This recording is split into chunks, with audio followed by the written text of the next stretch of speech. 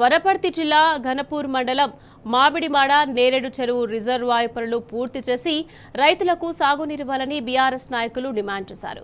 గత ప్రభుత్వం రిజర్వాయర్ కోసం 91 కోట్ల రూపాయలు మంజూరు చేసి 80% పనులు పూర్తి చేసిందని గుర్తు చేశారు. ఇక కాంగ్రెస్ ప్రభుత్వం అధికారంలోకి వచ్చి 3 ఏళ్లు కావస్తున్నా పట్టించుకోవడం లేదని మండిపడ్డారు. ఇక మిగిలిన 20% పనులు పూర్తి చేసి రైతులకు సాగునీరు ఇవ్వాలని బీఆర్ఎస్ నాయకులు రైతులు డిమాండ్ చేశారు.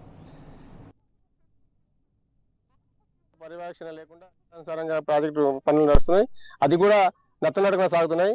మాకు నీళ్ళ రావడానికి సోర్సెస్ లేవు. మా పొలాలన్నీ ఎండిపోతున్నాయి, బోర్లు ఎండిపోతున్నాయి.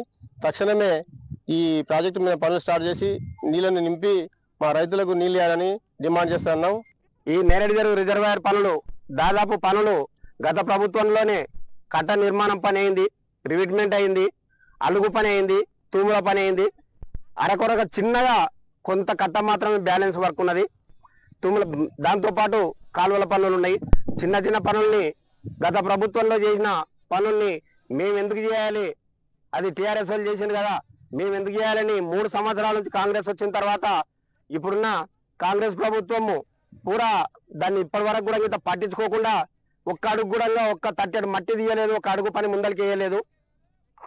అంత 80% పని అయిపోయి ఒక 20% మాత్రమే బ్యాలెన్స్ ఉన్నటువంటి పనిని ఆ 20% పూర్తి చేస్తే ఈ రిజర్వాయర్ కింద ఉన్న రైతులందరూ సస్యశ్యామలంగా పంటలు పండుతాయి. నీళ్ళు వచ్చి రైతులకు సస్యశ్యామలంగా పంటలు పండే విధంగా ఏర్పాటు చేయకపోతే వాళ్ళందరూ గ్రామాలలో కాంగ్రెస్ నాయకులు తిప్పులాడతారు. అంత దూరం రాకముందే మీరు ఇమ్మీడియట్ గా పని స్టార్ట్ చేసి తొందరగా పని పూర్తి చేయాలని బీఆర్ఎస్ పార్టీ తరఫున డిమాండ్ చేస్తున్నాం.